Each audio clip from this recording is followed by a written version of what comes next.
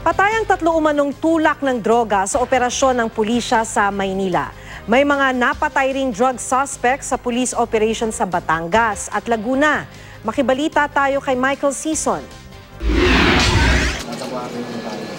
Nauwi sa barila ng buy-bust operation ng pulisya sa port area sa Maynila.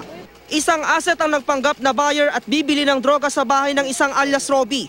Pagkatapos ng transaksyon, dumating ang mga backup na pulis at dito na raw nakatunog ang suspect. Unang pumutok yung target natin nung masense niya yung paparating na operatiba natin para mag-responde.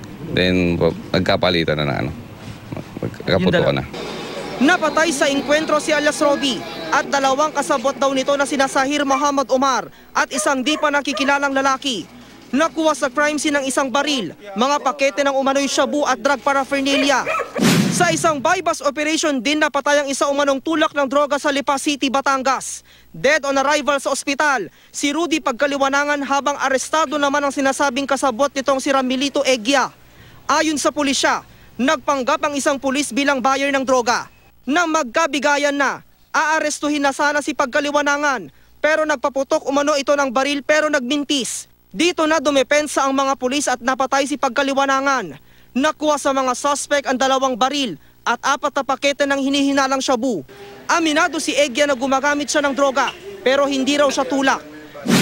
Napatay rin sa engkwentro sa pulisya sa Calamba City, Laguna ang tulak daw ng droga na si Ranilo Amor.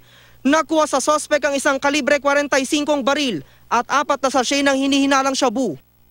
Pinangunahan naman ni PNP Chief Director General Ronald De La Rosa ang panunumpa ng sumukong 6,000 drug personality sa Biñan City, Laguna.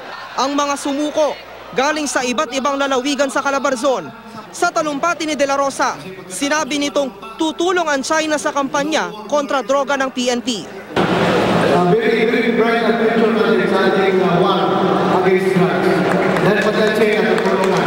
Michael Sison, Nagbabalita, Pilipinas.